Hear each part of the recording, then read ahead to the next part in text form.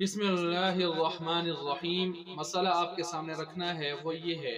کہ سرکاری اور عوامی عہدیدار کا تحائف وصول کرنا لوگوں سے، یعنی عام طور پر لوگ کسی عہدے پر ہوتے ہیں، منصب پر ہوتے ہیں، تو لوگ ان کی عزت کرتے ہیں ظاہری اعتبار سے، اس دوران ان کو کھلانا پلانا اور خاص کر تحفے تحائف کے سلسلے بھی ہوتے ہیں، تو اس کی شرعی حیثیت کیا ہوگی؟ شروع میں یہ بات یاد رکھیں کہ اس طرح کے جو تحائف کا سلسلہ ہوتا ہے وہ عام طور پر اس کی تین صورتیں ہوتی ہیں۔ پہلی صورت تو یہ ہوتی ہے کہ ایک آدمی دوسرے کو کوئی تحفہ دے رہا ہے، وہ کسی منصب کے اوپر ہے، سیاسی اقتدار عہدہ وہ اس کے پاس ہے، یا کوئی انتظامی عہدہ اس کے پاس ہے، اس طرح کے تو جو عوامی عہدے ہیں ان کے پاس اس کی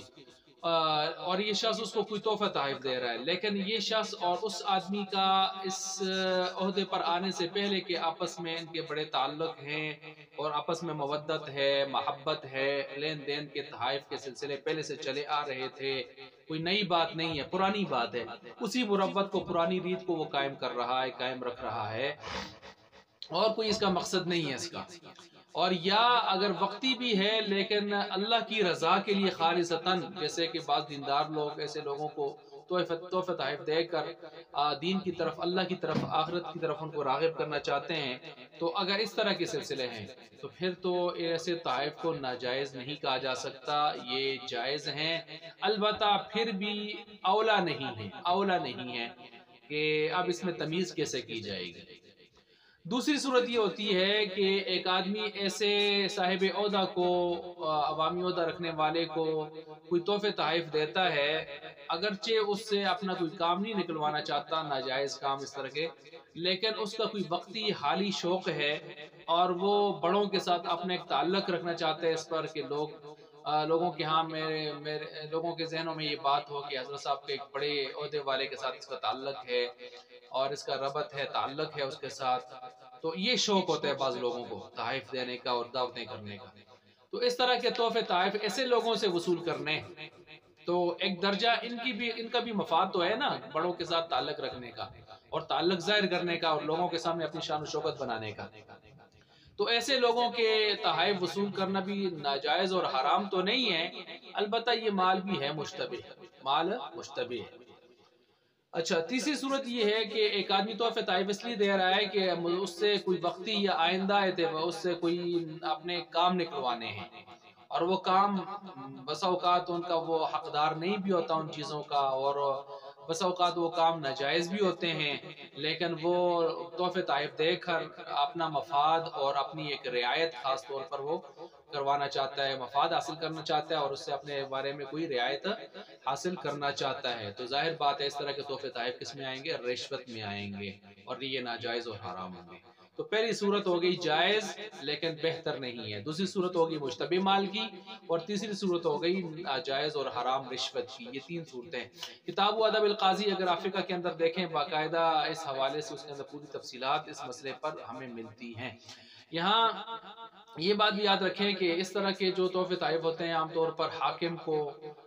قاضی کو، حاکم میں پھر وہ حاکم اعلیٰ، صدر، وزیر اعظم یا وزیر اعلیٰ یا گورنر یا اس طرح کے ایم پی اے، ایم این ایز، مشیر یا کوئی بھی اس طرح کے نیچے ناظم تک، یونین کونسل کے کونسلر تک، اس طرح کے جتنے بھی ہوتے ہیں سارے اس میں آئیں گے، اور اسی طرح قاضی، جتنے ججز ہوتے ہیں جس درجے کے بھی، یا کچھ مفتی حضرات کے جن سے وہ اپنے بارے میں کوئی ناجائز قسم کا فتویٰ لینا چاہتا ہے خلاف شریعت، یا کوئی استاذ ہے اور اس کو اس وجہ سے تحفے تحائف دے رہا ہے کہ اس کے نمبر ناجائز طریقے سے وہ زیادہ کر دے اور رعایت ناجائز اعتبار سے جو ہے اس کے ساتھ یہ نمبر وغیرہ ان چیزوں میں وہ کرے، اور یا کوئی اور جو ہے اس طرح کا ناجائز مقصد ہے اس کے حصول کے لیے اگر تحفے تحائف دے رہا ہے تو یقیناً یہ رشوت ہے، ناجائز ہے، اس طرح کے سلسلوں سے اپنے آپ کو بچانا ہوگا۔ لیکن ویسے میں نے کہا باہمی مروت اور مودت اور اخلاقیات کے تناظر میں اگر کوئی اپنی محنت، اپنی چیزیں، اپنا کام پر وقت کر رہا ہے صحیح طریقے سے اور کسی قسم کی کوئی ناجائز ڈیمانڈ یا توقع نہیں رکھتا اور صرف احترام اور محبت کے اظہار کے لیے اپنے استاذ کو کوئی تحفہ دے رہا ہے، یا کسی مفتی صاحب کو جائز فتویٰ دینے پر بھی اس کو جو ہے کچھ مودت کے ساتھ کوئی اس کو تحفہ دے رہا ہے یہ چیزیں، تو ایسے تو ہم بالکل اس کو ناجائز نہیں کہیں گے، وہ تو وہ پہلی صورت ہوگی جو میں نے آپ کے سامنے بیان کی ہے۔ باقی عام طور پر یہ ہے کہ جہاں شک و شبہ کی باتیں یا اس طرح کی چیزیں ہوں تو وہاں سے بالکل اپنے آپ کو بچانا چاہیے۔ صحیح بخاری کی روایت 6753 جو ہے تقریباً وہ ہمارے پاس موجود ہے کہ جس میں ایک شخص کو صدقات کی وصولی کے لیے بھیجا گیا تھا، اور وہ واپس آیا تو اس نے صدقات وہ تو دیے، لیکن ساتھ یہ کہا کہ فلاں مال میرا ہے، فلاں مال میرا ہے، اس نے مجھے فلاں نے تحفہ دیا، فلاں نے تحفہ دیا۔ تو آپ علیہ السلام غصے میں آئے، اور آپ علیہ السلام نے غصے میں آ کر جو خطبہ دیا تھا اس میں یہ ارشاد فرمایا